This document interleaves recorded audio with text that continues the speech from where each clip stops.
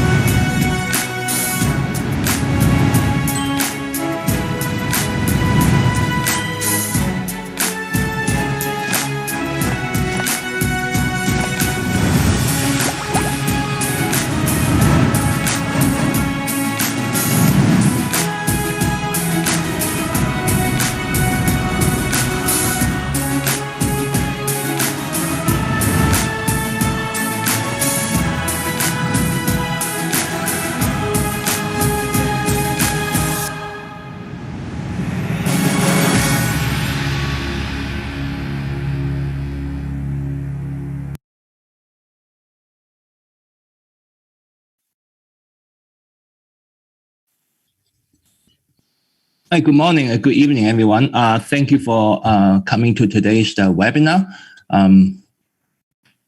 Next page, please.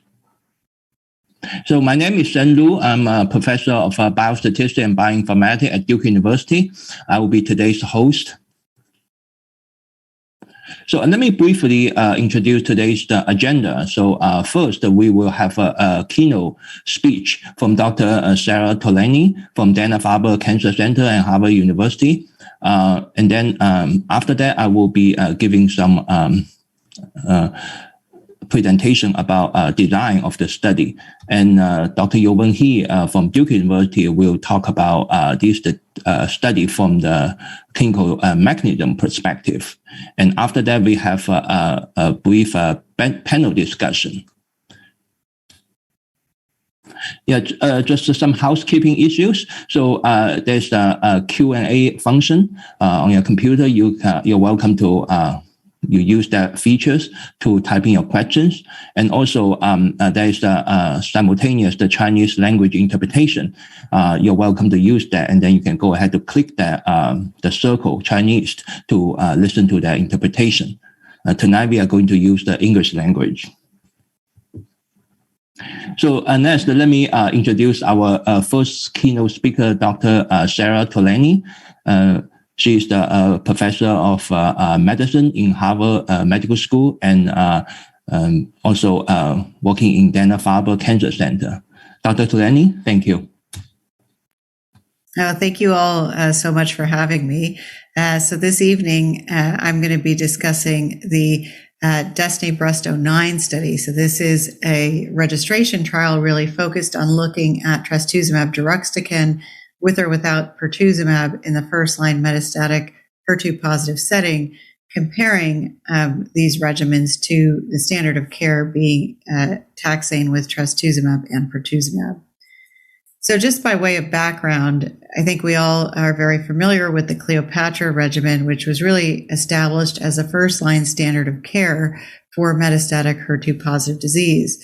This trial had originally randomized patients to get a taxane and trastuzumab with or without pertuzumab, and had demonstrated that adding pertuzumab added a improvement in not only progression-free survival, but also overall survival. And so again, this has really been our first-line standard of care. The challenge is that most patients will eventually develop treatment resistance to upfront THP. And so we do think that there need to be further options to help improve outcomes for our metastatic HER2-positive breast cancer patients. We have since, however, seen the introduction of a very novel and potent antibody-drug conjugate, trastuzumab deruxtecan.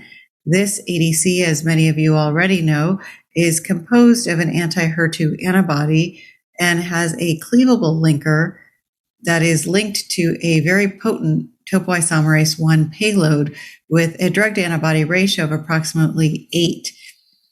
We've seen data that initially emerged from DESTINY-Breast01, which was a single-arm phase 2 trial that had looked at TDXD in very pretreated metastatic HER2-positive breast cancer patients and had really remarkably demonstrated an objective response rate of about 60% with a PFS of around 19 months. This is really unprecedented in the pretreated HER2-positive space. We have also seen now data from DESTINY-Breast03 comparing TDXD to TDM1, I think with probably the best hazard ratio I've ever seen in breast cancer of about 0.28, really favoring TDXD over TDM1 in terms of PFS with a numerical trend in terms of OS. And so I think these data really suggest that TDXD is a very active agent for metastatic HER2-positive breast cancer. And data from DESTINY-Breast01 in the US led to FDA approval of TDXD in patients in the third line and beyond setting. And we anticipate approval for TDXD in the second line setting from DESTINY-Breast03. And so given these data, there's been interest in trying to move TDXD even earlier than the second line setting, really to try to, again, enhance outcomes for patients. We also have some early preclinical data to suggest that combining TDXD with pertuzumab facilitates internalization of the ADC and enhances efficacy. There's safety data that has been demonstrated combining TDXD with pertuzumab, and given the robust preclinical data, the thought was that it is worth also exploring the combination of TDXD with pertuzumab. And so these data led to the development of DESTINY-Breast09, which is a phase 3 trial looking at TDXD alone or in combination with pertuzumab in the first-line metastatic HER2-positive setting and comparing it to the standard of care being THP. So here you can see the study design for DB09. This trial, again, is for patients in the first-line metastatic setting. So patients must have HER2-positive disease. They have to have, if they had an early stage HER2-positive cancer, they have to have a disease-free interval that is 6 months or longer since their last receipt of chemotherapy or HER2-targeted agents received for early stage disease. So again, they want that DFI of about 6 months, or patients could have de novo metastatic disease. They cannot have had any systemic therapy for their metastatic HER2-positive disease, with the exception of endocrine monotherapy that could have been given if someone had initiated that. Patients are stratified based on whether or not they have de novo metastatic disease or have recurrent disease. De novo patients are capped at 50% of the population in this trial.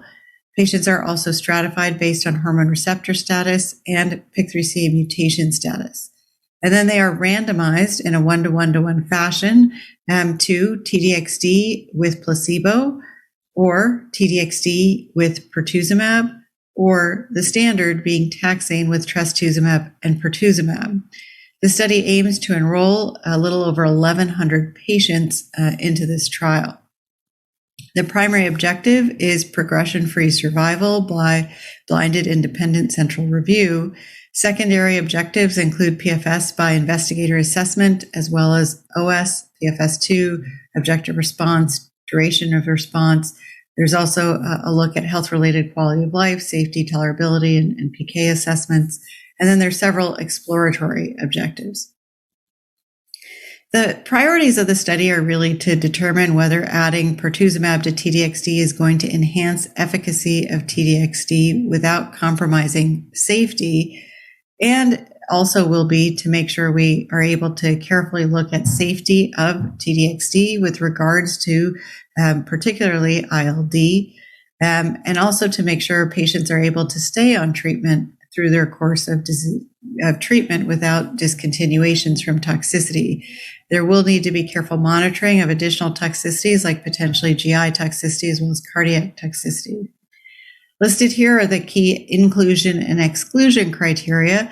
Again, patients have to have metastatic HER2-positive disease. They do have to have tissue that is available because, again, of the stratification factors, which do include PIK3CA mutation status, so that does need to be assessed off of baseline metastatic tumor tissue, and there is centralized review of HER2 status for eligibility. Again, no prior chemo in the metastatic setting. A disease-free interval of 6 months is also required if they've had early stage disease. Patients cannot have had a history of interstitial lung disease that required treatment with steroids or have current pneumonitis that is seen. They cannot have any history of other malignancies, persistent toxicities, and cannot have cord compression or clinically active CNS disease. They can have treated brain metastases that are no longer symptomatic or requiring use of steroids or anticonvulsants. Shown here are the statistical design. The study has dual primary endpoints, really looking at progression-free survival for TDXD alone, as well as TDXD in combination with pertuzumab, and comparing each of these arms to the standard of care being THP.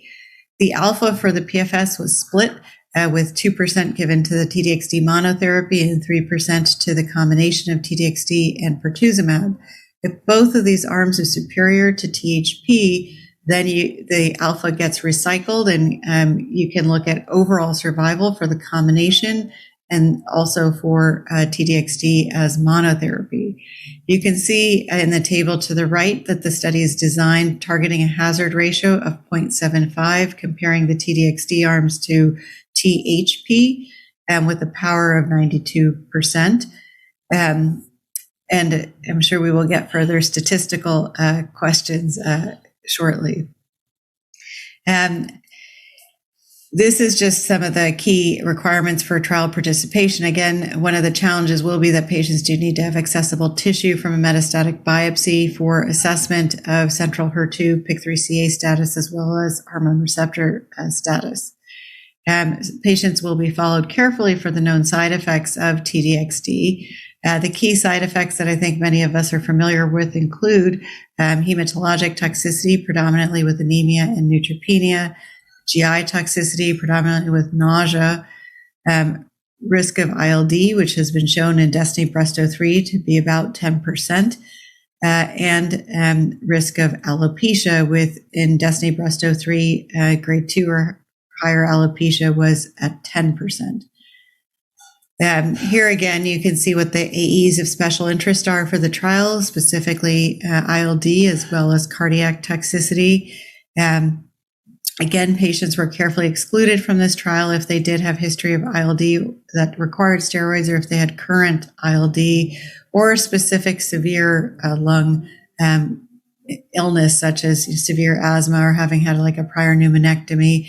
And patients are not allowed to get palliative radiation to the chest during concurrent treatment with TDXD due to potential concern for toxicity. Again, with regards to ILD, patients will be getting high-resolution CT scans throughout their restaging course to be able to look for pneumonitis, and ILD adjudication will be performed centrally. There are also several questionnaires that are being done specifically to look at potential ILD from a patient perspective. And again, careful monitoring of cardiac toxicity will also be in place. Patients must have good cardiac function with an EF greater than or equal to 50% for study entry. With regards to potential overlapping toxicities for those patients getting combination therapy with TDXD and pertuzumab, I think we're certainly familiar with the fact that pertuzumab does cause some diarrhea, and certainly TDXD potentially can cause some GI toxicity. But given the initial safety data that has been seen with this combination, it seemed very well tolerated. And so I think this is unlikely to be a significant issue. But again, patients are going to be monitored for toxicities. This just shows the general toxicities that we see with each of TDXD as well as pertuzumab, again, with really the main overlapping toxicity being GI toxicity. For patients who may develop interstitial lung disease, there are very strict guidelines for management of the ILD. For patients who have grade 1 ILD, meaning asymptomatic radiographic changes consistent with ILD, they do have to hold TDXD until resolution of the grade 1 toxicity. They can use steroids during that course, and they are allowed to restart upon resolution.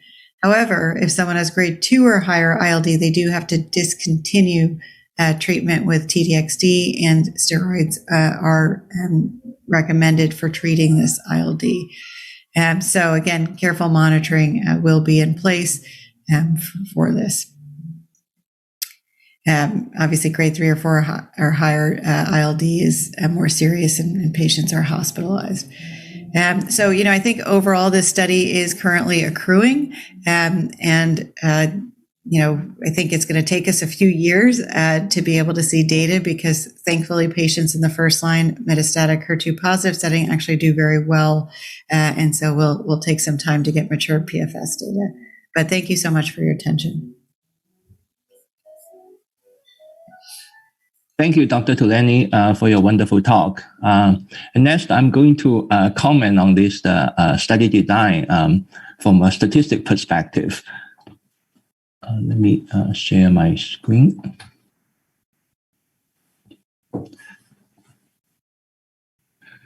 Okay, I borrowed this slide from Dr. Tolaney.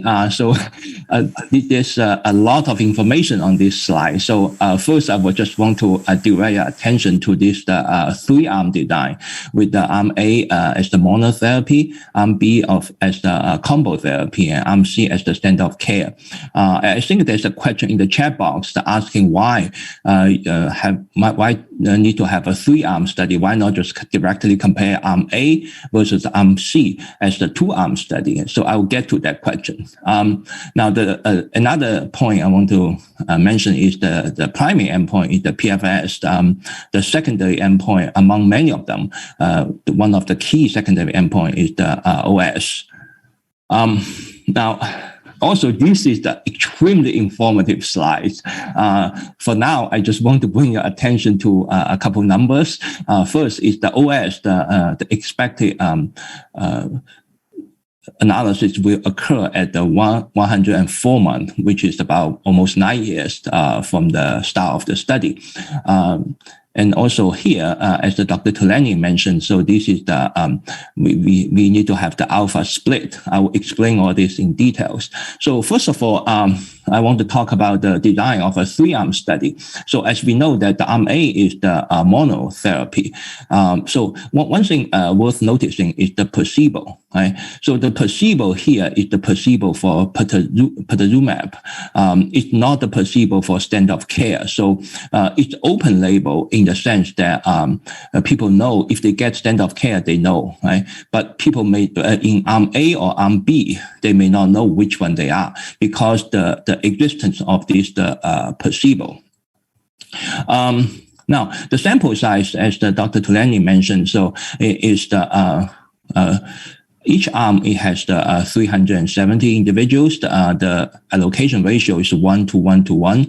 And if you sum up, you have a sample size roughly 1,110 individuals. Now, I think to get to the point of why or what is the benefit of having a 3-arm design. So now think about this. So if you want to test, say, arm A versus arm C, right? So you can do a 2-arm study. Now, I think as the Dr. Tolaney mentioned a little bit earlier, so I think that the designer of the study believed that the combo therapy may be more efficacious than the monotherapy. So now, in that sense, they also want to see if that is the case, right? So now, if you want to test that, you might also design another 2-arm study of arm B as compared to arm C, right? So you have a 2 parallel 2-arm study. So with the 4 arms in total, right? So now, instead of doing that, they design a 3-arm study so that instead of having 2 control arms, you just need to have a 1 control arm. So that can save you a sample size of 370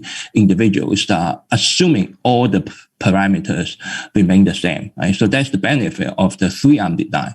However, it comes with some price, right? So the challenge of a 3-arm design is that you have to adjust the type 1 error or alpha, right? Because both arm A and arm B have experimental drug DSD. Now, so that brings up the question about multiple testing. So first of all, what are the primary endpoint here, right? So we know that it's the PFS, right? BICR PFS with alpha of 0.05. Now, the question here is how many primary endpoint? Is it one primary endpoint or two? So the answer is two, because we have a PFS in comparing of arm A to arm C, right? And also we have a PFS in arm B, comparing arm B to arm C, which is standard of care. So in total, we have two primary endpoint here. Now, since we have two primary endpoint, you know that we have to control type of error or alpha, right? So in the primary endpoint, the way that they control it is that when they test the PFS in arm A as compared to arm C, the alpha is the 0.02. Right? When comparing arm B to arm C, in PFS, the alpha is the 0.03. So the total alpha is 0.05. It is split into two components, right? One is 0.02, one is 0.03. When you sum up, you get 0.05. Now, why these two numbers? I'll explain this later, okay? So, and then after that, if both PFS, the hypothesis are significant, those alpha unused, those unused alpha can be recycled or passed down to the OS, okay? So that when you compare arm A to arm C, you have alpha of 0.05, and similarly, you have alpha of 0.05 when you compare, I think there's a typo here. When you compare A to C, the first one is the B to C, okay? Now, let me spend a minute to describe this interesting design. This is actually what we call group sequential weighted home procedure. So on the left-hand panel is the original figure, right? So I think this may be a little bit hard to understand. So if I'm right, I assume that this is what they mean, okay? So because at the beginning, we have alpha of 0.05. Now, you split the alpha and give the 0.02 to TDSD monotherapy, PFS, okay? And then you give alpha of 0.03 to the combo therapy of TDSD plus the pertuzumab. So another interesting thing is that the unused alpha can be recycled between these two PFS. So for example, if on the left-hand side, the TDSD monotherapy hypothesis is significant, the alpha of 0.02 is unused, it will be passed to the right-hand side, so that when you test the hypothesis of the combo therapy, you have alpha not 0.03, but 0.05. Okay, so because the additional 0.02 was passed from the left-hand side. Okay, and similarly, if when you do the combo therapies, the hypothesis testing for PFS, if the hypothesis testing is significant, you can pass this alpha of 0.03 to the hypothesis testing of single therapy. Okay. So that this alpha will become 0.05 instead of 0.02. So you can see that by having this design, so the alpha splitting is still very important, right? So because if one of this is not significant, you will not be able to pass the alpha to the other one, right? So the other hypothesis testing will be tested by the nominal alpha level, okay? Now, the good thing here is that you can recycle the unused alpha, okay? So you might be wondering, right? So what is the advantage of the group sequential weighted home procedure, right? So what are the differences between this procedure and the Bonferroni method? So to illustrate this, let me use another case, which is the Empower 133, which is the atezolizumab plus the chemotherapy in extensive stage of a small cell lung cancer. So if you pay attention to the upper panel, that is their old design, okay? The old design is very simple. It has the two primary endpoint of OS and PFS, right? So they split the alpha into OS and PFS, right? So OS got 0.045 and PFS got 0.005, right? And when you sum them up, you get 0.05. Now, very simple design. So if you pay attention to their protocol, you will see that later on they changed it to a new design, which adopted the group sequential weighted home procedure. So the only difference is that you have this the two bidirection or two-way arrow, right? So which is similar to what we have seen previously, right?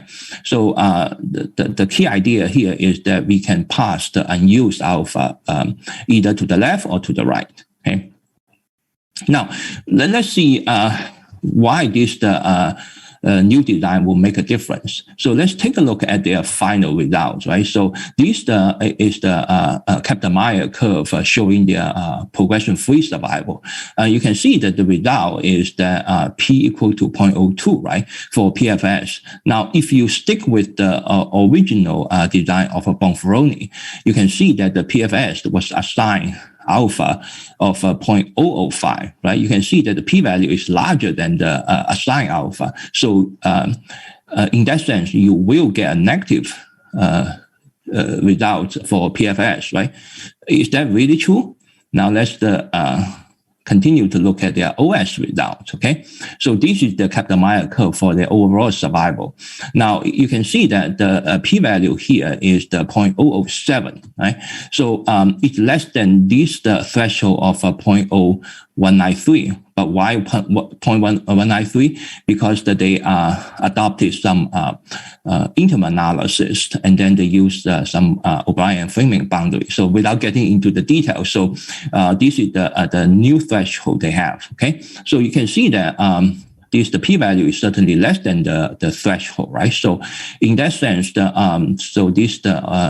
if they use the group sequential weighted home procedure, the alpha for OS, which is the 0.045, will not be used, and then this alpha will be passed to the PFS, so that PFS will have alpha of 0.05 instead of 0.005. Okay, so with that, you can see that if you go back to the PFS results, right, you can see that if you use the threshold of 0.05, now all of a sudden the p-value of 0.02 becomes significant, right? And that is exactly what happened. So you can see that the benefit of having this group sequential weighted home procedure is that the alpha can be recycled both ways, okay, if you have a significant result.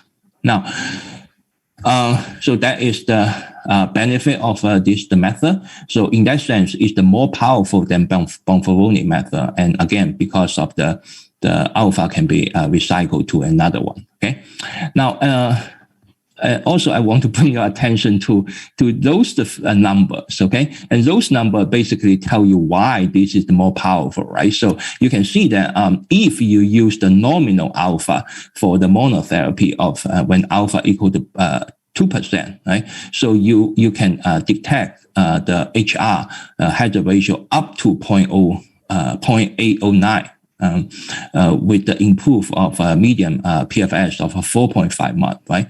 But if you can recycle the 3% from the combo therapy, so now you have a 5% of alpha, right? So you can see this number, the critical value increase, so that you have sufficient power to detect a little bit larger or closer to 1 hazard ratio of a 0.835, right? And then you can see that the improved median PFS can go from 4.5 months to 3.8 months, right? So in that sense, you are more powerful to detect a smaller sample size. Okay, so you can make a similar story from the combo therapy if the 2% from the monotherapy is recycled to the combo therapy. Okay.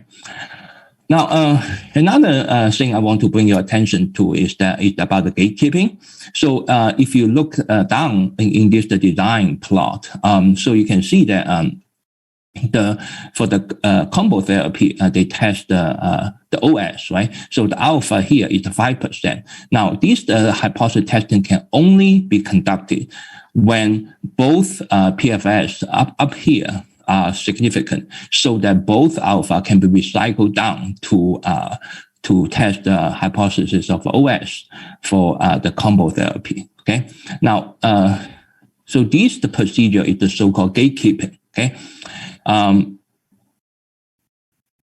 Now, here is the FDA guideline about gatekeeping therapy, gatekeeping strategy. So basically, the key point here is that there are two key points. One is that you test the primary endpoint here first. So in this case, we tested the PFS for mono and combo therapy first. And if you have a significant result on both, and you can test the secondary endpoint, which is the OS for the combo therapy. Okay. And after that, so we also have another procedure called fixed sequence method. Okay, so here you can see the FDA guideline about fixed sequence. So the application here is that after you test the hypothesis of OS for the combo therapy, if you do have a significant result, and then you can pass this alpha down to test the OS for the monotherapy, so that this test also have an alpha of 5%. On the other hand, if the first hypothesis is not significant, so you will not be able to test the second hypothesis of the monotherapy. Okay, so in that sense, the testing sequence really matter, right? So if you screw up the sequence, right, the first is not significant, for example, you will not be able to test the second hypothesis. So so the sequence really make a huge difference. Okay. Now let me briefly sum up the design of this Destiny Breast 03 in terms of the multiple endpoints. So they adopted a few interesting procedures. First is the group sequential weighted home procedure. The benefit of that is that you can recycle the unused alpha. And then they adopted the gatekeeping method so that you can save sample size because you can power the OS in using alpha of 0.05. Okay, and another benefit is that because OS is the secondary endpoint, and as I pointed out before, the total follow-up time can be 104 months. Okay, so you don't have to wait until you get the OS results, and then you can definitely see the PFS result first. And the last method they use is the fixed sequence method. Okay, so as I mentioned, so the testing sequence is the key of success. Okay, now, and another thing I want to mention is about the effect size estimate. And let me come back to this informative slides. So now this time I want to bring your attention to a couple numbers. Okay, so first number is down here. Here it says the control arm, the median PFS is 19 months. Okay, so let's think about where this number is coming from, and also another number I want to you to pay attention is this number. Okay, so for monotherapy you have a median PFS of 25.3 months, and similarly in the combo therapy you have median PFS of 25.3 months. Where is this number coming from? Okay, so how do they? You can see that you have a effect size of about 6.3 months, right? So where is this effect size coming from? So first of all, the 25 month median PFS for the mono and combo therapy, they are coming from the Destiny Breast 03 studies. So this is the result for PFS of these studies. You can see that this treatment of DSD has the median PFS of 25.1 month. So after they saw this result, they decided to move on to the first line treatment for this medication. Okay, that's where this is coming from. Now, also, if you look at this, the 2015 Cleopatra trial, so the standard of care, they have the PFS of 18.7 months. So that is similar to the median PFS they used in powering the study.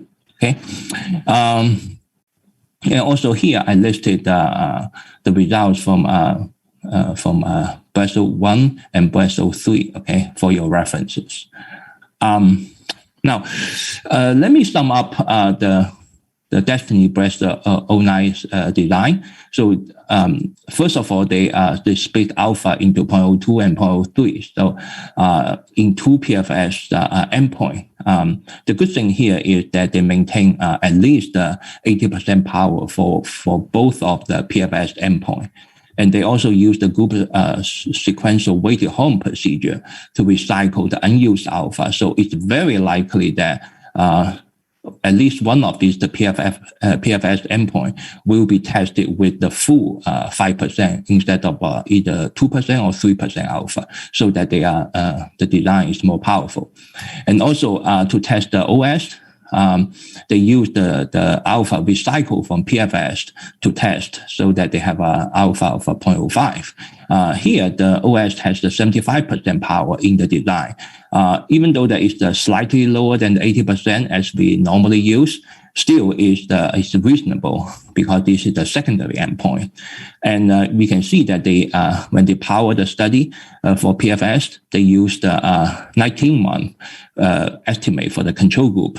This is very conservative. Okay, and also for the treatment group, they used the effect size of a 25.3 month, which is the second line data. Okay. And while this is the first line study, so we will expect that for the first line treatment, the PFS will be larger than 25 months. So in conclusion, I believe that this is the excellent design and also relatively conservative design. I know the audience want me to predict the futures. If I could make a bold prediction, I would say this trial has the very high chance of success in terms of PFS. For OS, I couldn't tell. Maybe Dr. He can tell us about this. So at the end, I want to bring your attention to this short course and training class that we have with Dr. Youwen. So this is the clinical research design class. So we have a 20 module here. Specifically, I highlighted these 3 modules that are relevant to today's design discussion. The first one is the selection of endpoint, and second one, sample size calculation, and also the drug combination trial. And if you have any question about what we discussed, please email me. This is my homepage at Duke University. And thank you for your attention.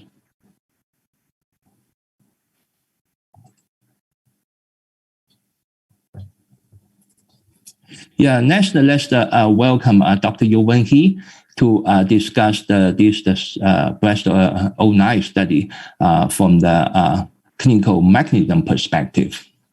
And Dr. Youwen He is the professor of immunology at Duke University. Let's welcome Dr. He.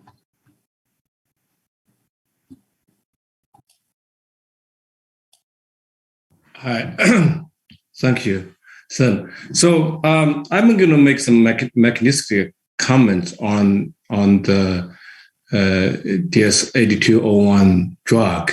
So, ADC drugs, we discussed quite a bit now. So mainly, let's, share my thought here. How far can TDXD go clinically, in terms of from these current studies? So I'm going to share three points with you. The first one is, what is the difference between TDXD and TDM1? And the second one is, why is TDXD better in the area of immunotherapy-centered cancer treatment? And the third is, how far can TDXD go clinically? So what is the difference between TDXD and TDM1? I think a lot of you probably are aware. I just want to just briefly, review this again.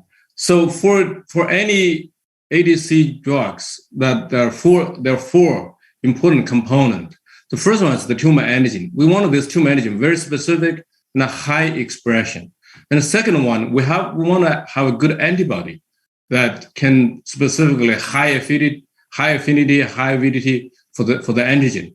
And of course, need a payload that is very toxic and also actually, hopefully, I'm going to write and discuss, can cause immune response, stimulated immune response, and also a linker.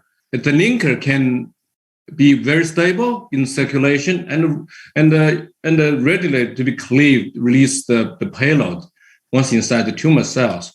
For TDM1 and TDXD, they share two things together. I mean, the same antigen, the same antibody, trastuzumab, but they are fundamentally different. I think there are two kinds of drugs, and the major difference is really the link for TDM1. It's non-cleavable, so the drug will stay until the whole complex completely degraded.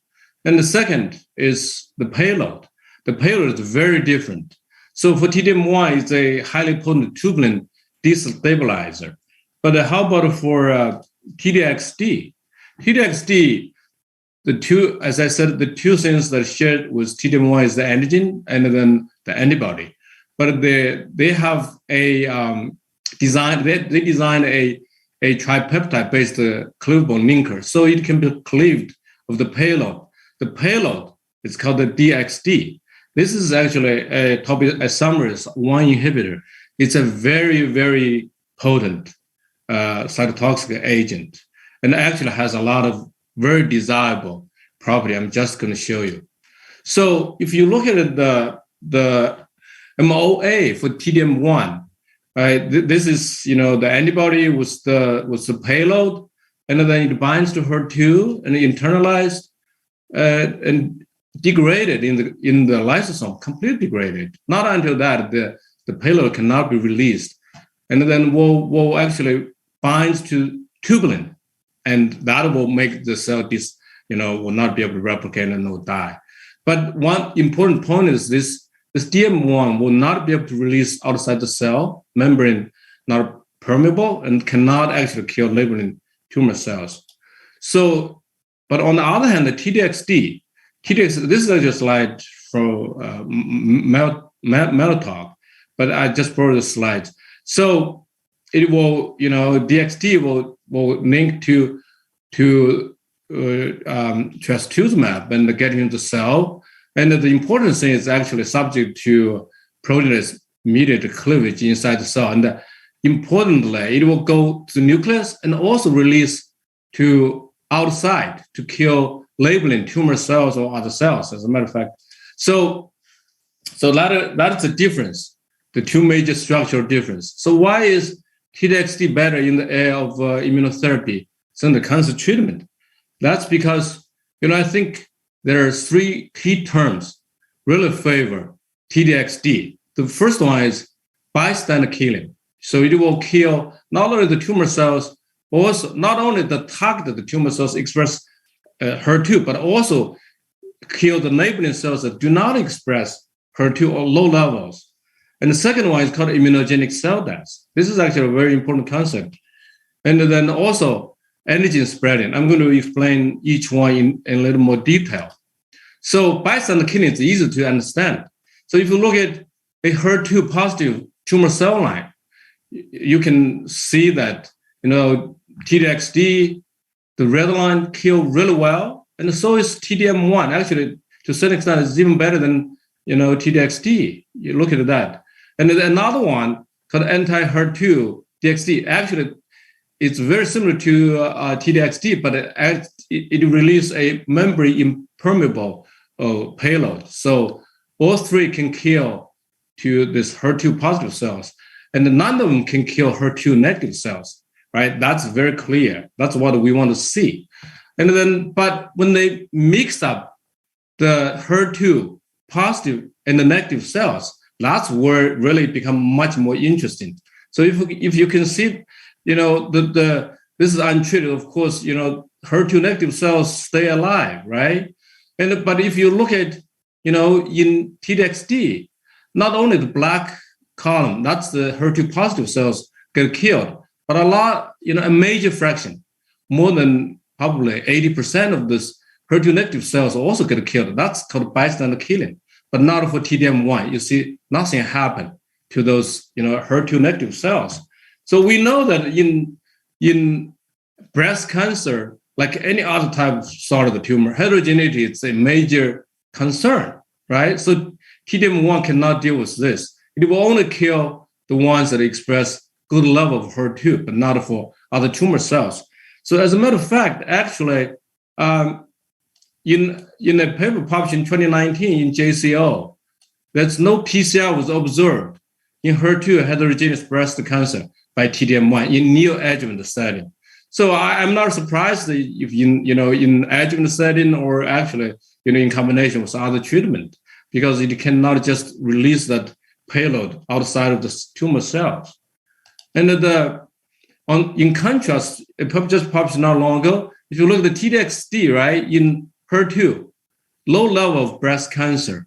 If you look at IHC1 plus versus IHC2 plus, that's very good response, very good, as a matter of fact. So now you can see it has the capability to really kill neighboring cells. So the other key term for immunogenic cell death, what is this?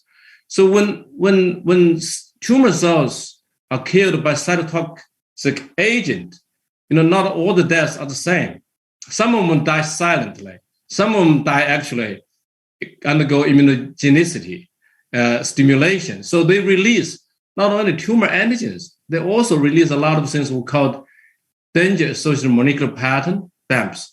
What are those? I mean, those are the ones from the cell that will deliver a signal to our immune cell, like dendritic cells, to stimulate them to mature, become mature. So immunogenic cell death is very potent. On the other hand, it can also induce tumor cells to release chemokines to recruit, immune cells like CTL cells to the tumor site.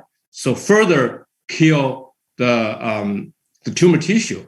Of course, the mature DCs will migrate to a second lymph node organ like lymph nodes and cross-priming T cells and make them huge expansion of antigen-specific T cells. So, let's look at, what are the cytotoxic agents' capability to induce immunogenic cell death. And this column, it's from indirect evidence. So this is the index. The higher, the potent for the cytotoxic agents to induce. So now you can see, taxon here, right?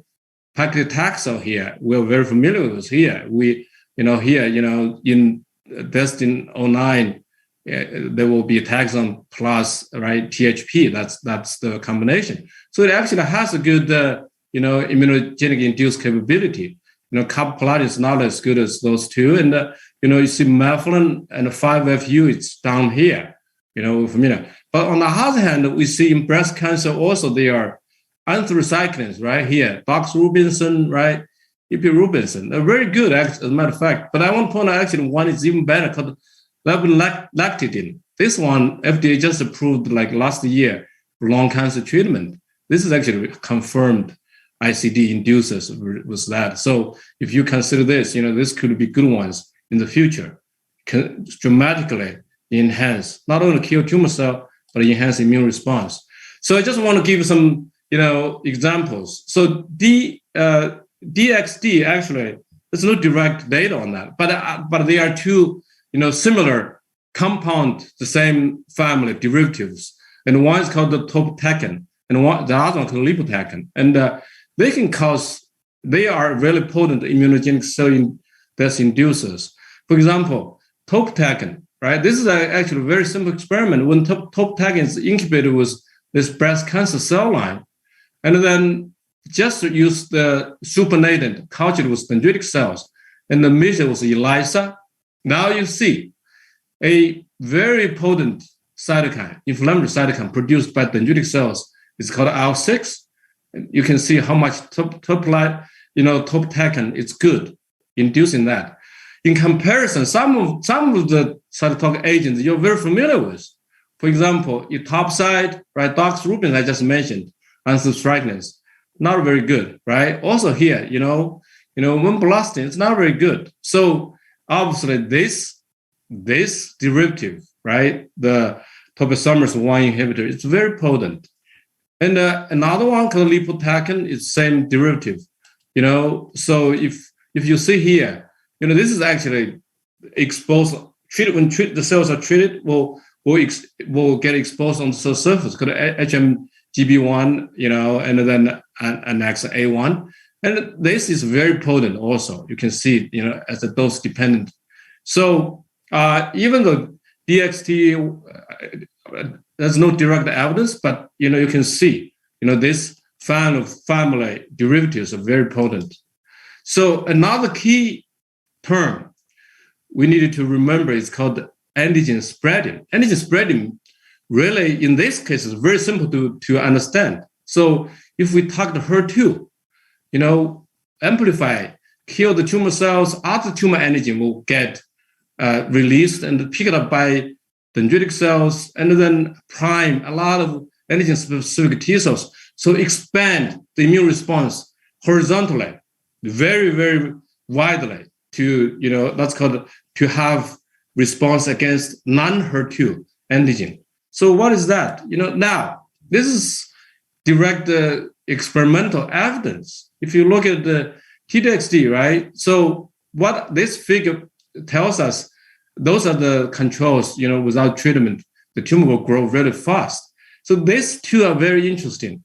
So those are the ones treated with DS8201 or T-DXd that the cured mice, we call cured mice. Then they put the colon cancer cell express human HER2. So of course, the mice already have full protection in this case. But what if you put the colon cancer without human HER2? Remember, this is a HER2 targeted therapy. But actually, if you look at this, the tumor also under very much control. These cured mice, they already established full immunity against non-HER2 tumor antigen. So if you put an anti-PD-1 here, combined with anti-PD-1, it's even better than T-DXd alone. So this is a very prototype, typical antigen spreading experiment. The other animal experiment also showed us T-DXd has the capability. So if you look at, this is a mouse breast cancer model, except human HER2. So T-DXd plus anti-CTLA-4, 17 out of 20 mice, tumor mice, are cured of tumor, CR, complete response. If these mice re-inoculated with tumor that express either human HER2 there or without HER2, doesn't matter. They are fully protected. Means, these mice are induced, have antigen spreading that protect other non-HER2 tumor antigen. So T-DXd has such a beautiful capability to do this. So of course, T-DXd has many other stimulating activities. If you look at it in the literature, it can upregulate co-stimulation on dendritic cells. It actually induces tumor-infiltrating disease, increase tumor-infiltrating CD8 T cells, and upregulate tumor cell expression of MHC class 1. So actually, all those are the result of what I just told you: immunogenic cell death, bystander killing, and antigen spreading. So we can see clearly that bystander killing is very important because it's a critical mechanism to overcome breast cancer heterogeneity and to release a wide array of tumor antigens. And immunogenic cell death activates innate immune pathway and induces potent anti-tumor immune response. And antigen spreading resulting from immunogenic cell death provide further anti-tumor immunity on HER2 negative breast cancer cells. I hope now I think you can understand why is that. So now the most important question is, how far can T-DXd go clinically, right? So for us to answer that question, I think we need to understand what is required really to control tumor from immunotherapy perspective view. So as an immunologist, of course, I will say that, but I think it's true. All successful tumor treatment is immunotherapy. Regardless, chemotherapy, radiotherapy, it's because the long-term survival, it's all because, there's no exception, because this treatment instigated a powerful immune response against the tumor. Otherwise, it will be really short-lived effect. So we consider there are 3 levels immunotherapeutic competence that is needed. The first one is, of course, we need a lot of antigen-specific CD8, CD4 T cells and the antigen-specific B cells. And how that come from? From dendritic cell, from tumor vaccine, right? T-DXd already can do that. As you can see, I already showed you. And the second level is all the tumor microenvironment inhibitory factors, like PD-1 is one of the examples, like LAG3 and MDSC and Treg, those kind of stuff. But also important, level 3, that is, what make our cells distinguish from tumor cells. That is the tumor antigen that should be expressed on the cell surface. For example, MHC class 1 upregulation, MHC class 3 upregulation, and tumor antigen processing. So also, this is actually a seminal paper published by Daryl Irwin from MIT. So he showed us actually eradication of large established tumor, just kind of like the metastatic breast cancer setting. What is needed? Need actually 4 components, minimum 4 components. A tumor antigen targeting antibody. Now, easy to understand, anti-HER2, right? Trastuzumab, pertuzumab. A recombinant cytokine, in this case, IL-2, could be IL-12, IL-7, IL-15, IL-21, IL-10, right? Anti-PD-1 is one of the examples, right? Anti-CTLA-4, and the powerful T-cell vaccine, right? We need to prime T cells, and the T-DXd, I think, did some of the work in this here. I think it can at least provide 2 elements here. One is it serve as a tumor antigen targeting antibody, of course, trastuzumab, right? And then a T-cell vaccine. I told you, it has the capability to induce immunogenic cell death. So if you look at the current combination strategy, right, there are all kinds of strategies, kind of clinical trial now. T-DXd was all this targeted agent, pertuzumab, immune checkpoint inhibitors, other targeted or general cytotoxic agents. So, but when I look at this, I think this is unlikely to really satisfy the full immunotherapeutic competence for long-term, survival. I mean, the overall survival, you talk about a couple of years, that's exciting, but I want to say overall survival become indefinite. We're talking about a cure, has the capability for HER2 positive breast cancer to become cured, but the experiment but the treatment need to be designed well. So pertuzumab, right, the DB09 added an arm, pertuzumab, I think is reasonable because, pertuzumab play a very important role for ligand-induced dimerization between HER2 and HER3 and block this domain too. So, of course, it's current first line. I think that's for sure. I think it's important. So I think immune checkpoint inhibitors are also needed. So, I mean, some of the study actually so far are not very positive, like the K2 study, right? This is TDM1, plus atezolizumab. That is the anti-PD-L1. If you just see what I told you, that TDM1 really, has several really severe drawback compared with T-DXd. It cannot do a lot of stuff. So I'm not surprised that actually, this combination did not work so well. But if you look at, the trial just come out, right, for gastric cancer, PD-1 and double HER2 blockade, actually the data looks beautiful. So I think PD-1 is still needed for long-term control, especially, we're talking about a cure of HER2 positive cancers. So I'm convinced, from immunology perspective view, I think, it really has the potential to make first line, almost all HER2 setting. This is actually a proposed treatment algorithm by somebody else. You see that T-DXd is not in first line yet, in different settings. So, but I think if you look at, this DB trials with so many phase 3 trials, I think it will definitely move to first line in the future. So I'll stop here. Thank you very much.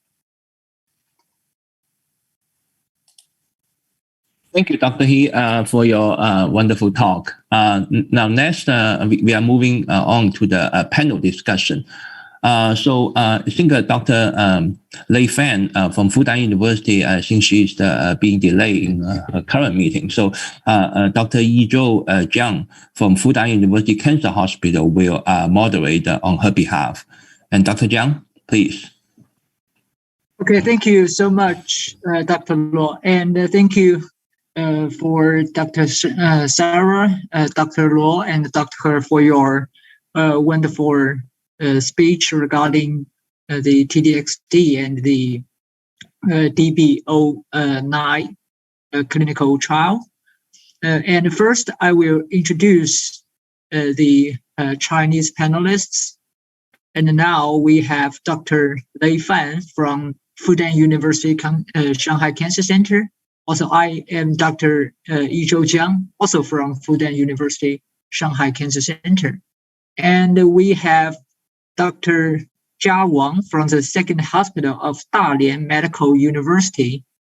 We have Dr. Hengyu Li from the Changhai Hospital of Navy Military Medical University. And we have Dr. Wenfeng Li from the affiliated hospital of Qingdao University. Okay, and now let's move to the panel discussion section. First, regarding the Destiny Breast 09 study design. First, I have a question for Dr. Sara. And I think we should have confidence that the TDXD single agent might beat the standard care. So why do you set a pertuzumab combination arm? Or in other terms, why DB09 study set a TDXD combination with pertuzumab arm? And what is the advantage and the challenge? Thank you. No, I think it's an excellent question. And I will say when this trial was being designed, the design was hotly debated because I think many felt that TDXD could be done in a two-arm design. And certainly I think as we saw, data from Destiny Breast 03 would certainly support that we should be pretty confident that TDXD will beat THP, given the very robust PFS that was even seen in a second line and beyond setting, which is more prolonged than we've seen with the Cleopatra data with THP. And I will say, if you even look at Cleopatra, only 10% of patients in Cleopatra had even seen prior HER2-directed therapy.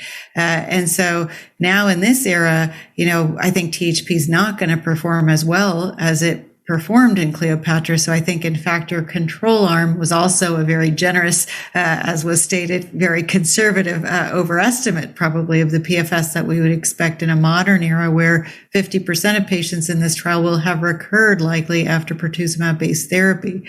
So I think this trial is designed with a very high likelihood of success. And I agree, in a two-arm study is highly likely to win. I think the only reason that pertuzumab was added was really because there was such robust preclinical data suggesting synergistic activity. And I think, as was stated before, it saves you a lot of patients if you wanted to then do a subsequent design. So let's say you just did a two-arm TDXD versus THP and TDXD wins by a landslide. People are still going to wonder, could TDXD pertuzumab have done even better? And did we miss out on that opportunity to evaluate that? And so then you're going to need to do another randomized trial. And so this way you can answer a couple of questions at once. The trial's not designed to compare TDXD pertuzumab to TDXD, but I think you'll get a sense of, the numerical outcome. And if it's really a landslide better, I do think, people may consider such a combination. Okay, thank you so much for your wonderful comments. And now I have another question for Dr. Luo. And we know that same as DB03, DB09 study did not set the central nervous system or the brain metastasis as a stratification factor. will this result in any negative influence on the final outcomes? Thank you. Yeah, I don't really have any data about on a breast 09 of the I'm people. happy to comment on that. Oh, okay, please.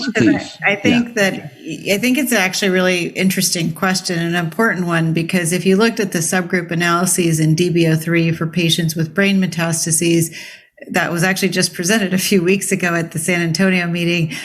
You saw TDXD still beat TDM1 again by a landslide, but the overall numerical PFS in patients with a history of treated brain mets is lower than in what we saw in the non-brain metastases population. And so I think, it's certainly an interesting point that overall these patients aren't going to do quite as well as someone who doesn't have a history of treated brain mets. But I think in a first-line population, the prevalence of brain metastases is going to be very low. And so I don't think, you needed to have it as a stratification, because it's just going to be too small of a number to likely have a big impact here. Okay, thank you so much. And for Dr. Luo, do you have any comments on this point? One additional comment I have is that for breast 03, we can see that the treatment effect for people with the brain metastases versus people without brain metastases, they are relatively close. So, and I think if I remember correctly, you have about 15% of people with the brain metastases in that breast 03 sample. So I think given that, I would say if you combine the two groups, and you will not get much different results. So it will, even if you do the stratify randomization using breast metastasis as the stratification factors, the result may be very similar to what you see here. Okay, thank you so much. And let's come to the next question. And this question is for Dr. He. And we have this question is, will TDXD in the combination with or without pertuzumab cause different outcomes? And what will be the difference? Is there any preclinical evidence in previous researchers to support this combination? Thank you so much, Dr. Well, pertuzumab, there's quite, right, Dr. Tolaney already actually just said that. Pertuzumab definitely will help if you look at all the preclinical data, also the clinical trial data. So that's why, this trial, I think it's really, really good to have that arm inside. From mechanistic point of view, it will actually, right, strongly inhibit the ligand-induced signal. So I think, but I cannot predict, of course, how much better than that, right? How much better. And the TDXD by itself is very, very good. So how much room to further improve? That's really boils it down. Actually, also, I would like to see subgroup analysis will be very important, actually, to predict, to analyze further analysis. I would be very interested to see, among different levels of HER2. And also we usually I didn't see in your trial, you will have, in the future study the expression of other EGFR receptors will be very important, right? Because, HER3 expression will become also important, because maybe, some of the cancer patients, you don't need to put, pertuzumab there. And I think that's an interesting point. The study will do RNA-seq analysis, and we'll be able to look at expression of other genes, and certainly we'll be able to, look at biomarker predictors of benefit. I will say one thing, again, when this trial was being designed that was debated, was again the pertuzumab arm. And even though the preclinical data and the rationale, as Dr. He was reviewing, is robust, my only concern is clinically, we've seen data from the Marianne study where pertuzumab didn't add to TDM1. And I don't really understand that. And, I think all of us were a bit puzzled that it was really no better than TDM1 alone. And I think that's what gave everyone a bit of pause when doing this study design is we've never actually seen data for ADC plus pertuzumab improving clinical outcomes in breast cancer yet. And so we don't know, what that's going to be. And just as was just commented on, it's hard to predict. I think TDXD will win, but I just don't know how much the pertuzumab is going to add. Again, just as was commented on, it does so well on its own. Adding a lot is hard to do. And so I think we're going to have to see. It's always hard to know how preclinical data pans out in the clinical setting. Okay, thank you so much for Dr. He and Dr. Sara. Now let's come to the Chinese panelist. I see Dr. Hengyu Li is online. Hello, Dr. Hengyu. Hi, hello. Hi. Yes. Yeah. We know that Dr. Luo just made a very confident prediction of the final outcome of DB09. So I just want to know what is your opinion, and can you just predict the final outcome of DB09? Okay, and today is my great honor to attending this meeting, and I believe the research of DB09 will be successful. Yes, but I have a quick question. I want to know how to choose the treatment after TDXD resistance. Should TDXD not change, but change a partner? I want to ask Dr. Youwen He, Professor. Can you give us some answers? Can you rephrase your question? Yes, my question is, I believe the DB09 will be successful, and how to choose the treatment after the TDXD resistance. And I think the TDXD is very powerful, and should we don't change the TDXD but change a partner? Wow, that's a very good question. Actually, I think that's $1 million question. So, if you look at the known resistance mechanism for TDM1, we can learn a lot from that. Actually, TDM1 and the TDXD, they share a lot of similar pathways in terms of from the membrane, shadow membrane binding, all the way to internalization, to all those. If you look at those, actually, it's not unknown because of time limit. We cannot discuss this in details. So if you say, okay, TDXD, right? TDXD now become resistant. What do you do next? Yeah, that's a very good question. So when I mentioned in my talk, right, in my comments, I really think, the one of the DB trials will pan out. That's the one is TDXD plus an immune checkpoint inhibitor. Okay. I know Dr. Tolaney might be suspicious on those, because the TDM1 is a failed trial, right? Basically. But I actually have high hope for TDXD because, the bottom line is when you start the treatment, you really want to really incite the immune response. So make it long term. So, by the time you already accumulate enough anti-tumor immune response, even the pathways for internalization, for binding, for processing intracellular, they might all go wrong, become resistant. But fortunately, you established enough anti-tumor other immune response. You don't count this TDXD anymore. Then that. So I would be surprised if you have TDXD drug resistant development, you can switch to TDM1. No, I don't. I would be suspicious on that, right? Then you have to use something else, unfortunately. This is so far, all the data looks fantastic by itself. Yeah, for any, HER2 positive cancer. Yeah. But similar resistant mechanism will come up. That's no doubt about it. Okay, thank you. You're welcome. Yeah.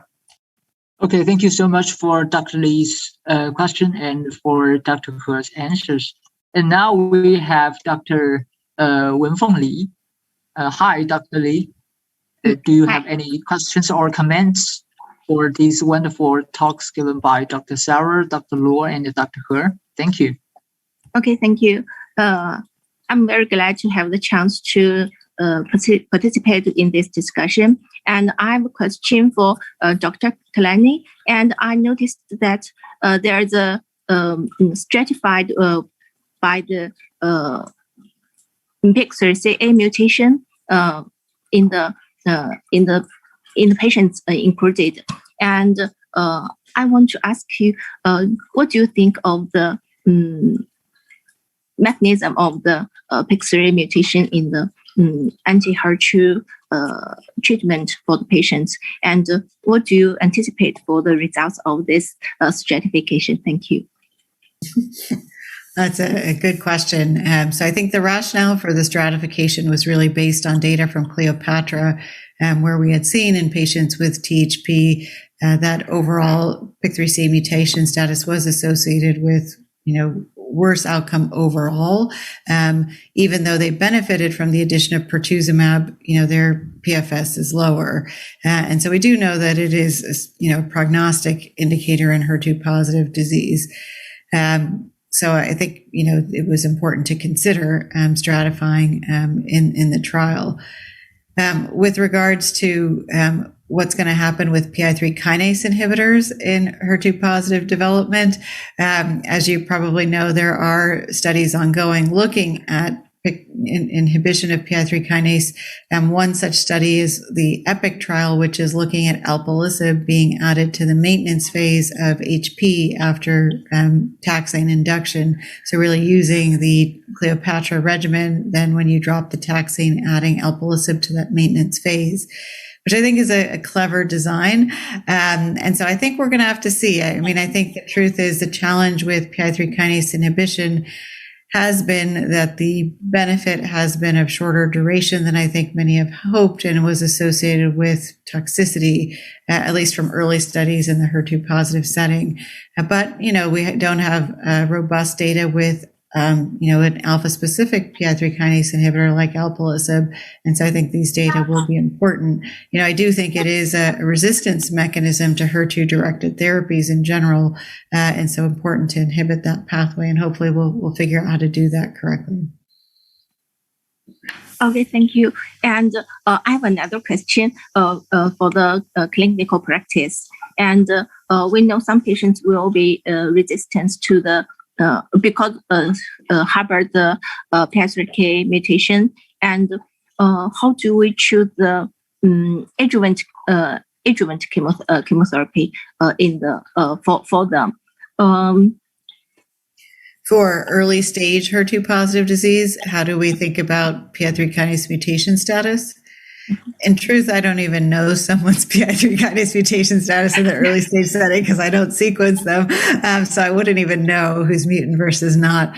But, in general, we haven't incorporated PIK3CA mutation status into treatment selection. Again, because everyone benefits from these drugs, even if they have a mutation. Again, addition of pertuzumab, for example, still added. So it doesn't change my treatment decision making. We still standardly will use, for example, pre-op TCHP is a very standard regimen for most high-risk stage 2-3 patients, irrespective of genomic alterations. Okay, thank you very much. Okay, thank you so much. And now we have Dr. Wang. And we all know that Dr. Wang is an excellent surgeon and physician scientist in China. And you also did a lot of clinical and translational researches regarding the breast cancer.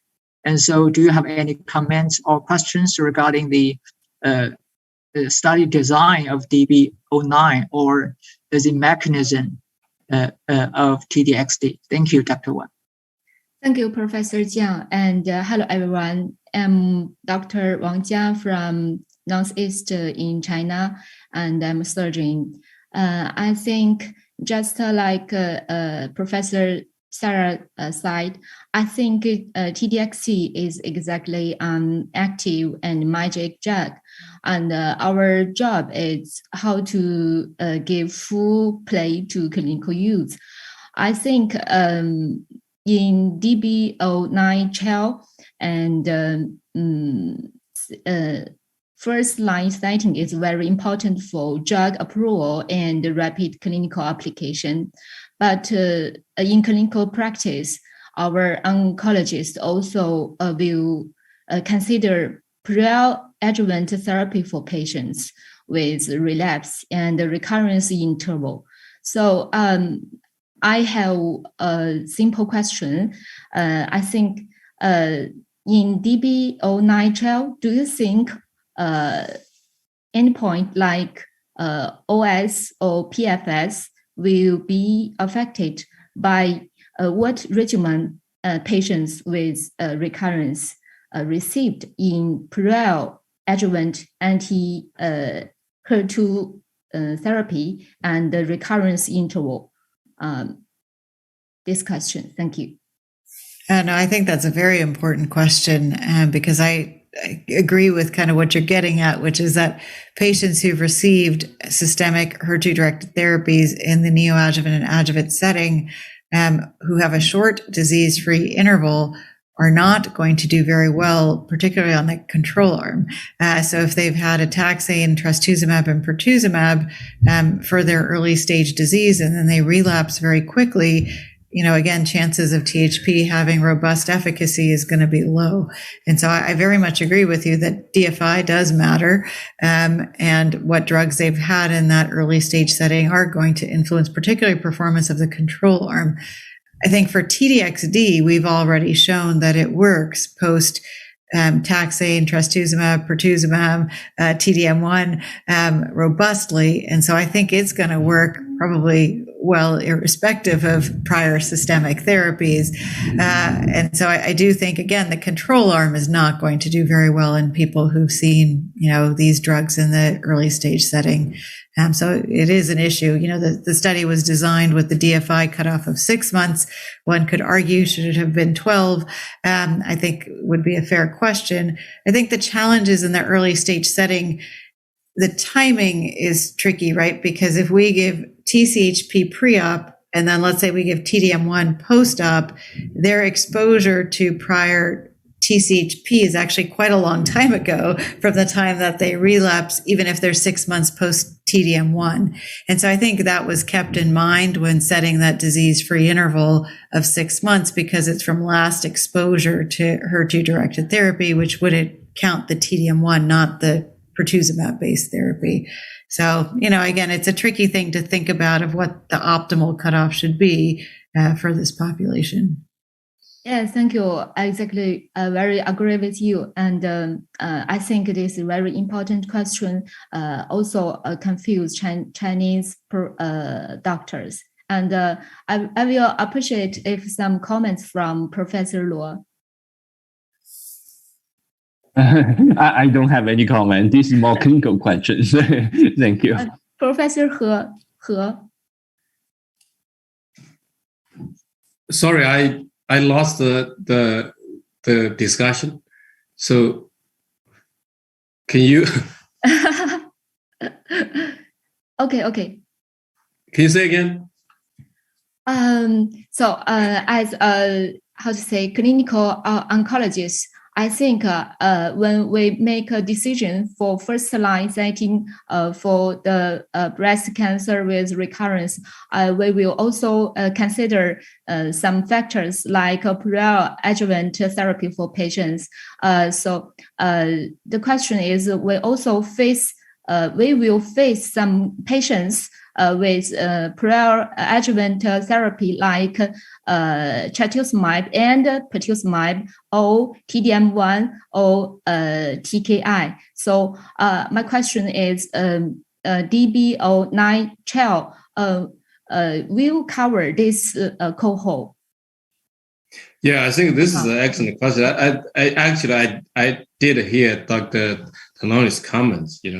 So from an immunology perspective of view, I think it's absolutely essential to look at the pre-treatment, the way how the immune system is tremendously impacted by all the pre-treatment. Be either actually, I'm not saying surgery so much, but if you look at all the chemo agent, right, they have unique impact on our immune system. And some of them we know mild suppressive, extremely mild suppressive. Some of them actually very good. If you use different dose, that's also very, very pertinent to your subsequent treatment. So absolutely, if you want to consult me in more detail, we can talk about all the drugs, the impact, the neoadjuvant treatment, or actually the pre-adjuvant treatment will all have long-term effect.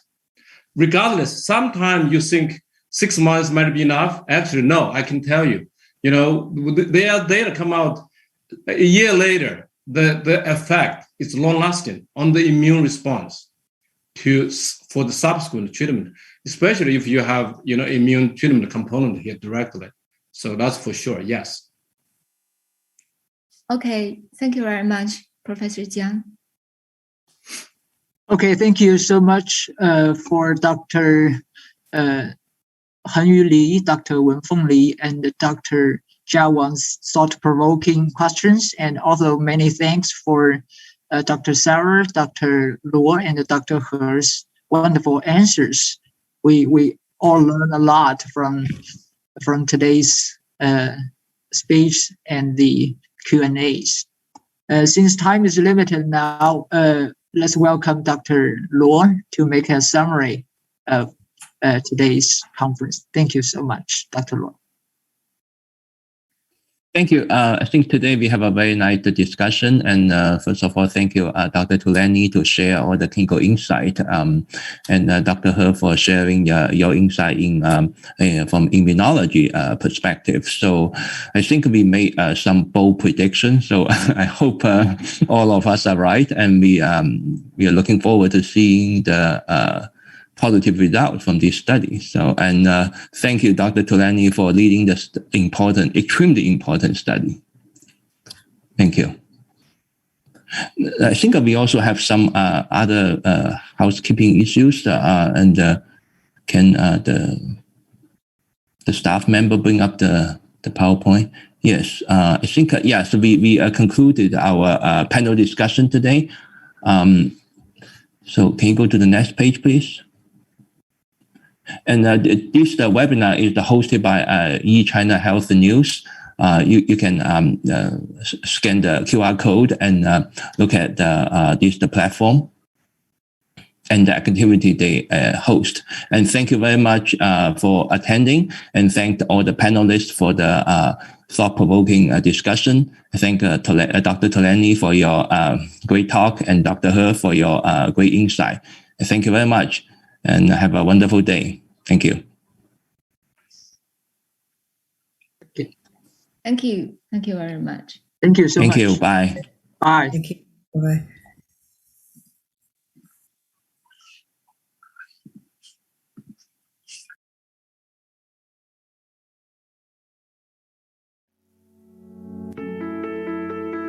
Daiichi Sankyo,